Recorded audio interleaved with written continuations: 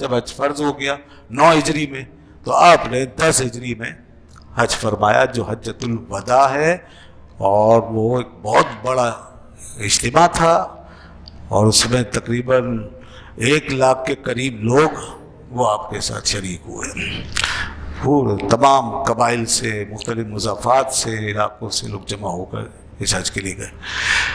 اس حج کی بڑی تفصیل ہے، اور پورا ظاہر طریقہ بتا دیا آپ نے۔ یہ حج اس طرح کیا گیا کہ سب کو دکھا دیا گیا، اور آپ نے ارشاد فرمایا مجھ سے یہ حج سیکھ لو، خذوا انی مناسککم، تو مجھ سے مناسک حج کو سیکھو، حاصل کرو، تاکہ تمہیں حج پتہ چلے۔ تو آپ نے اس کو ایسا قائم کیا کہ قیامت تک یہ حج کا طریقہ مسلمانوں کے اندر محفوظ ہو گیا۔ جی ہاں، اور اس کی ساری تفصیلات آ گئی۔ اب اس میں اختلافات جو فقہی نوعیت کے اختلافات ہیں، مسائل کے اختلاف، وہ اپنی جگہ ہیں، وہ پھر صحابہ کرام کے زمانے سے ہی چلے آ رہے ہیں، تو وہ تو ہمیشہ رہیں گے۔ وہ تو دین کا ایک قسم کی دین کی گنجائش ہے، وسعت ہے، اختلاف اس لیے ہوتے ہیں۔ ہاں، عقیدے میں اختلاف بری چیز ہوتی ہے، عقیدے میں، اخلاقیات میں اختلاف بری چیز ہوتی ہے، اقدار میں اختلاف بری چیز ہوتی ہے۔ جیسے سچ اور جھوٹ کا اختلاف برا ہے، ظلم اور عدل کا اختلاف برا ہے، عدل ہی رہے گا، ظلم کی کوئی گنجائش نہیں ہے، جھوٹ کی کوئی گنجائش نہیں ہے، نفاق کی کوئی گنجائش، ہمارے آپس کے اختلافات میں اس کی کوئی گنجائش نہیں۔ اسی طرح عقیدے کے معاملے میں بھی کوئی دوسرا عقیدہ بنائے، اس کی کوئی گنجائش نہیں۔ لیکن مسائل میں، تفریعات میں، فروعات میں، ہر جگہ، نماز ہو، روزہ ہو، حج ہو، ہر چیز میں اختلاف آئے گا۔ مثلاً یہی اختلاف شروع سے چلا آیا کہ بعض لوگوں نے کہا آپ صلی اللہ علیہ وسلم نے حج تمتع کیا ہے یا حج قران کیا ہے۔ حج کی 3 قسمیں ہیں نا بھائی، ایک حج افراد ہوتا ہے، ایک حج تمتع ہوتا ہے، ایک حج قران ہوتا ہے۔ تو ہم عام طور پہ جب جاتے ہیں باہر سے حج کرنے کے لیے، یہاں سے اپنے علاقوں سے، تو حج تمتع کرتے ہیں، یعنی عمرہ کرنے کے بعد احرام کھول دیتے ہیں، عمرے کی نیت سے احرام باندھتے ہیں، اس کے بعد احرام کھول دیتے ہیں، اور پھر 8 ذی الحج کو ہم حج کی نیت سے احرام باندھتے ہیں، یہ حج تمتع کہلاتا ہے۔ تو آپ نے یہ کیا تھا، یا قران کیا۔ قران یہ ہے کہ احرام کھولا نہیں جائے گا، بلکہ احرام بندھا رہے گا، اور پھر اسی احرام میں حج کیا جائے۔ اب چاہے آپ 1 مہینہ پہلے پہنچ گئے ہوں ایام حج میں، اور آپ نے عمرہ کر لیا ہے، تو احرام نہ کھولیں، اور پھر اسی احرام میں حج کر لیں، پھر احرام سے فارغ ہو۔ تو یہ حج قران ہے۔ تو اس میں اختلاف ہے کہ آپ نے حج تمتع کیا یا حج قران کیا۔ بہرحال زیادہ تر لوگوں کا کہنا یہ ہے کہ آپ نے حج قران کیا۔ تو حج تمتع بھی اس ہے بہرحال، اور اس میں کوئی حرج نہیں ہے، اور یہ تمتع میں آسانی ہے، اس لیے لوگ عام طور پہ تمتع کرتے ہیں۔ اگر کسی کی ہمت ہے تو وہ قران کرے اور احرام میں رہے، اس کی پابندیوں کو برداشت کرے، لیکن ڈر لگتا ہے کہ اتنے عرصے پابندی کہیں ایسا نہ ہو کہ ٹوٹ جائے اور کوئی ایسا جرم ہو جائے، کوئی جنایت ہو جائے، کوئی غلطی ہو جائے، تو اس کا خطرہ ہوتا ہے، اس لیے احتیاطاً تمتع کر لیتے ہیں۔ اور ایک تیسرا حج حج افراد ہوتا ہے، اس میں صرف حج ہوتا ہے، عمرہ نہیں ہوتا، وہ افضلیت میں سب سے کم ہے، وہ صرف حج ہے، اس میں عمرہ نہیں۔ تو بہرحال یہ اختلاف جیسے ہے، اسی طرح بہت ساری چیزیں ہیں جو مختلف مسائل کے تحت آتی ہیں۔ تو میں عرض کر رہا تھا کعبۃ اللہ یہ مرکز ہے، یہاں اللہ تعالیٰ نے اس جگہ کو اپنی اس عبادت کا مرکز بنایا۔ اس کا نام کعبہ ہے، اس کا نام بیت اللہ ہے، اس کا نام بیت الحرام ہے، اس کا نام قبلہ ہے، یہ سب اس کے نام۔ جب یہاں داخل ہوں گے تو سب سے پہلے کیا کریں گے؟ عمرہ کریں گے۔ عمرے میں سب سے پہلا فعل کیا ہے؟ طواف۔ طواف سے شروع کریں گے، کہاں سے؟ رکن اسود، جہاں حجر اسود ہے وہاں سے شروع کریں گے، اور حجر اسود کو پہلے سلامی دیں گے، استلام کریں گے، جس کو استلام کہتے ہیں، وہ یہاں سے شروع ہو۔ تو حدیث میں آتا ہے اللہ کے نبی صلی اللہ علیہ وسلم نے اسی طرح کیا، وضو کیا اور آپ سیدھے یہاں تشریف لے آئے، اور اس کے بعد حجر اسود کو آپ نے استلام کیا، یعنی بوسہ دیا۔ اگر موقع ملے تو انسان منہ سے بوسہ دے، ہاتھ ایسے رکھ کر باقاعدہ اندر داخل کر کے سر کو بوسہ دیں، اور اگر یہ نہ ہو سکے تو پھر ہاتھ سے چھو کر ہاتھ کو چوم لیں، اور یا پھر چھڑی سے لگا کر چھڑی کو چوم لیں۔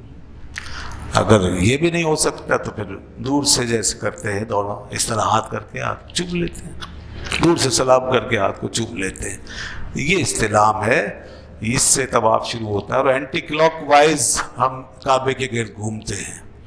اب اللہ ہی بہتر جانتا ہے کہ اس طرح گھمانے میں کیا حکمتیں ہیں، وہی جانتا ہے۔ اینٹی کلاک وائز آپ کو کعبے کے گرد گھومنا ہے، اور پھر 7 چکر لگانے ہیں، یہ سب اللہ کی حکمتیں ہیں، وہی جانتا ہے۔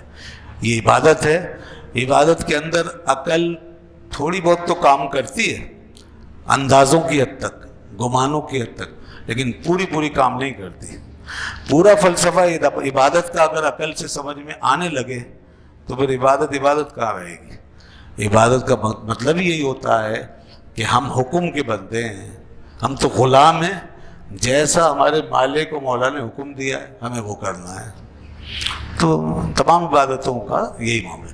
ہاں، دوسری جو چیزیں جیسے معاملات ہیں، دیگر احکام ہیں، لین دین کے اصول ہیں، گھریلو زندگی ہے، معاشرتی نظام ہے، سوسائٹی کے لیے تعلیم ہے، اس میں پوری لاجک ہماری سمجھ میں آتی ہے، اس میں نیچر سمجھ میں آتی ہے، لاجک سمجھ میں آتی ہے، شریعت کے احکام، اس کی ساری منطق ہمیں سمجھ میں آتی ہے، اس پہ کتابیں لکھی ہوئی ہیں، سب کچھ لکھو۔ لیکن آپ کو یہ بات پوری طرح سمجھ میں نہیں آ سکتی کہ نماز کی کبھی 4 رکعتیں اور کبھی 3 رکعتیں اور کبھی 2 رکعتیں کیوں پڑھائی جاتی ہیں، اور یہ بات ہم پوری طرح کبھی نہیں سمجھ سکتے کہ رکوع پہلے کیوں ہے اور سجدے بعد میں کیوں ہے، اور رکوع 1 کیوں ہے، سجدے 2 کیوں ہیں، مطلب یہ پوری طرح ہم نہیں سمجھ سکتے۔ تو یہ چیز، اسی طرح کعبۃ اللہ کا طواف ہم کرتے ہیں تو یہ احرام کیوں ضروری ہے، چادریں کیوں باندھی جاتی ہیں، اور اس کو الٹا ہم کیوں گھومتے ہیں، اور 7 ہی چکر کیوں ہیں، تو کچھ چیزیں سمجھ میں آتی ہیں لیکن سب کچھ نہیں، اور کوئی حرج نہیں ہے۔ یہ عبادت اسی چیز کا نام ہے۔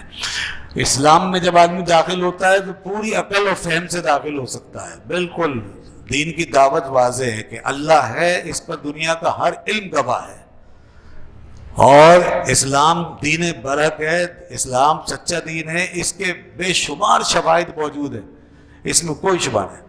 اب اس روشنی کے ساتھ اسلام میں داخل ہونے میں کسی کو کوئی پریشانی نہیں، اور یہی پہلا سوال ہوگا قیامت کے دن۔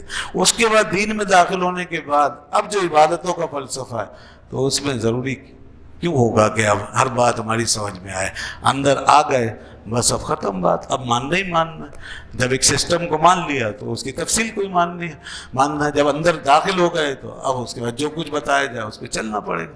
اسی لیے علامہ نے کہا تھا، عقل کو آستاں سے دور نہیں، عقل کو آستاں سے دور نہیں، اس کی تقدیر میں حضور نہیں۔ حاضر مت کریں اس کو، دور قریب ضرور ہے، قریب لانے والی، اندر پہنچانے والی، لیکن اب اندر آنے کے بعد وہاں کے جو آداب ہیں یہ عقل کے بس کی بات نہیں ہے۔ اب جب کہا جائے کھڑے ہو جاؤ، بیٹھ جاؤ، سجدے میں گر جاؤ، گھومنے لگ جاؤ، ادھر جاؤ ادھر جاؤ، قربانی کرو، حلق کراؤ، سر منڈاؤ، اب عقل کا کام ختم ہو گیا۔ اب تو جیسے جیسے حکم ویسے ویسے کرنا ہے۔ اور دیکھیے پھر یہ سب نری اتباع، نری تقلید، کہ جو کچھ پہلے اللہ کے نیک بندوں نے کر دیا، ابراہیم علیہ السلام نے، ان کے گھر والوں نے، جس طرح ان کے ساتھ ہوا، اور ان کے ساتھ تو کسی سبب سے ہوا، کسی واقعہ کے تحت ہوا، بہت سی چیزیں، تو ان کی مثالوں کو ایز اٹ از بالکل اسی طرح رکھ کر کے حج بنا دیا، اللہ کی شان اسی کو ایز اٹ از۔ اب حالانکہ وہ ماحول نہیں ہے، اب وہ صحیح کے لیے وہ ماحول نہیں، اب وہ پانی کی تلاش کس کو ہے وہاں؟ میں نے پہلے بتایا تھا کہ ایک خاتون، ان کی زوجہ عالیہ حضرت بی بی حاجرہ رضی اللہ عنہا اپنے بیٹے کی پیاس سے تڑپ کر وہاں دوڑیں، تو آج ہم بھی یہی کریں گے، اسی طرح دوڑیں گے، اسی طرح کریں گے۔ اسی طرح مینا میں انہوں نے اپنے بیٹے کو قربان کرنے کے لیے پیش کیا تھا، ہم وہی کریں گے۔ وہاں شیطان باقاعدہ آ کر بہکانے لگا تھا تو انہوں نے کن کر مارے تھے، ہمیں مارنا، ہم بھی ایسے ہی ماریں گے۔ یہ سب ایک باقاعدہ پورا ہوا حیا عمل ہے، ہوا عمل ہے، بنا بنایا ماڈل ہے، پورا ایک ماضی میں سب کچھ گزر چکا، اس کو بالکل ایز اٹ از ہماری عبادت بنا دیا گیا، بس یہ کرتے رہے۔ تو یہ بس اتباع ہے، اطاعت ہے، غلامی ہے، وفاداری ہے۔ اب حجر اسود اس کو چومنا ہے اور اس کو چوم کر کے یہاں سے طواف شروع کرنا ہے، جس طرح اللہ کے رسول نے کیا۔ چھڑی بھی اللہ کے رسول نے اس سے کیا، وہ سنت ہو گیا، اگر وہ ہو سکتا ہے وہ کریں، دور سے بتا دیا وہ کرنا ہے۔ یہ حجر اسود، اس کے بارے میں ہم جانتے ہیں، مشہور بات ہے، یہ جنت کا پتھر ہے، یہ پتھر جنت کا پتھر ہے، جنت سے آیا ہے۔ ایک حدیث ہے ترمذی شریف کی، اللہ کے رسول صلی اللہ علیہ وسلم نے فرمایا کہ نزل الحجر الاسود من الجنت، حجر اسود جنت سے نازل ہوا ہے۔ اور کیسے نازل ہوا تھا معلوم ہے؟ فرمایا وَهُوَ أَشَدُّ بَيَاضًا مِنَ اللَّبَنِ، یہ اس طرح نازل ہوا تھا کہ دودھ سے بھی زیادہ سفید تھا، یہ دودھ سے بھی زیادہ سفید، بالکل چمکتا ہوا سفید روشنی کی طرح۔ تو یہ پتھر جنت سے لایا گیا، اس جگہ لگا دیا گیا۔ اس کے بعد اللہ کے نبی صلی اللہ علیہ وسلم فرمایا فَسَوَّدَتْهُ خَطَايَا النَّاسِ، پھر اس کو لوگوں کی خطاؤں نے کالا کر دیا، اس کا رنگ کالا جو ہو گیا، آج سیاہ ہو گیا نا، اس کا نام ہی اسود پڑ گیا۔ اسود کے معنی کالے کے، ورنہ پہلے حجر ابیض تھا یہ، اب اس کا نام اسود ہو گیا۔ تو یہ لوگوں کی خطاؤں ہے۔ تو جناب جو چوما ہے نا لوگوں نے اس کو، تو اس سے اس نے گناہوں کو سک کیا، ہمارے گناہوں کو اس نے چوسا ہے، اور وہ گناہوں کا اثر اس کی وجہ سے یہ سیاہ پڑنا شروع ہو گیا۔ اس سے ایک بات پہ غور کیجئے کہ انسان کے اعمال کے اثرات کیسے ہوتے ہیں، یہ دیکھیں آپ۔ اور ہمارے بزرگوں نے یہ لکھا کہ یہ تو پتھر ہے، یہ پتھر، اور جنت کا پتھر، اور دودھ کی طرح سفید، اس سے بھی زیادہ۔ تو جب یہ اس حالت میں ہو کر ہمارے گناہوں کا اثر لے کر سیاہ ہو گیا، تو ذرا سوچو کہ جو ہمارے سینے میں دل ہے،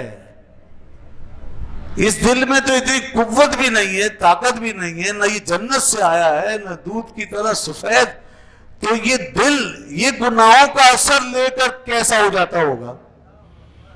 جب انسان گناہ کرتا ہے، برائیوں میں پڑتا ہے، بدعمالیاں اختیار کرتا ہے، تو دل کا کیا حال ہوتا ہوگا؟ ایک پتھر سیاہ پڑ گیا تو دل کیوں نہیں پڑے گا؟ اسی لیے تو کہا گیا کہ دل پتھر ہو جاتے ہیں جناب، دل سیاہ ہوتے ہیں، پتھر ہو جاتے ہیں، یہاں تک کہ پتھروں سے بھی زیادہ سخت ہو جاتے ہیں انسان کی بدعمالیوں کے نتیجے میں۔ اور یہ قرآن پاک میں اللہ تعالیٰ نے ایک قوم سے مخاطب ہو کر ارشاد فرمایا ثم قست قلوبکم من بعد ذلک فہی کالحجارۃ واشد قسوہ، پھر تمہارے دل سخت ہو گئے پتھر کی طرح، بلکہ پتھروں سے بھی زیادہ سخت۔ پھر پتھروں کا ذکر فرمایا کہ پتھر تو دیکھو پھر بھی نرم ہیں، ان سے نہریں بہ رہی ہیں۔ وَإِنَّ مِنَ الْحِجَارَةِ لَمَا يَتَفَجَّرُ مِنْهُ الْأَنْهَارُ، نہریں بہ رہی ہیں۔ وَإِنَّ مِنْهَا لَمَا يَشَّقَّقُ فَيَخْرُجُ مِنْهُ الْمَاءُ، اور دیکھو پتھر پھٹ جاتے ہیں، ان سے پانی نکلتا ہے۔ وَإِنَّ مِنْهَا لَمَا يَهْبِطُ مِنْ خَشْيَةِ اللَّهِ، اور دیکھو ان کو پتھروں کو کہ اللہ کی ہیبت سے اتنے ڈرتے ہیں کہ اوپر سے نیچے گر جاتے ہیں، اللہ کے خوف سے۔ یہ جو اوپر سے توتے اور بڑے بڑے ٹکڑے نیچے گر جاتے ہیں، قرآن فرماتا ہے یہ اللہ کی ہیبت سے گرتے ہیں۔ تو پھر پتھروں پہ اثر ہے، مگر دل کے لیے فرمایا یہ تمہارے دل پتھروں سے بھی زیادہ سخت ہو جاتے ہیں۔ یہ کس کے لیے فرمایا تھا؟ یہودیوں کے لیے۔ یہودیوں کے بارے میں کہا تمہارے دل اتنے سخت ہو گئے۔ اور واقعی اس قوم کی شقاوت دنیا کے سامنے، ماضی بھی ان کا سامنے، اور آج بھی دیکھیں اللہ اللہ فلسطین میں جو حشر ہو رہا ہے اور بچوں کے ساتھ جو سلوک یہ کر رہے ہیں، ان کے دلوں میں ذرا رحم نہیں ہے۔ کس طرح بچوں کو ماؤں سے جدا کیا جا رہا ہے، کس طرح مارا جا رہا ہے، کتنا ظلم ہو رہا ہے، مگر ان کی انسانیت میں بالکل نہیں جاگ رہی، کوئی ہے ہی نہیں، انسانیت کا مادہ ہی ختم ہوا ہے، وہ پتھر ہوئے میں۔ اور دیکھ رہے ہیں، دنیا بھی دیکھ رہی ہے، مگر کوئی کہیں سے نہیں کر سکتا، کوئی کچھ نہیں کرتا، نہ آواز اٹھا پا رہے ہیں، جو کر سکتے وہ بھی نہیں کر رہے. تو بہرحال تو یہ ظلم ہو رہا ہے. تو قرآن نے پہلے بتا دیا دل سخت ہو جاتے ہیں. تو دوستو جب حجر اسود ایسا ہو گیا گناہوں کے اثر سے، تو دلوں کا کیا حال ہوگا.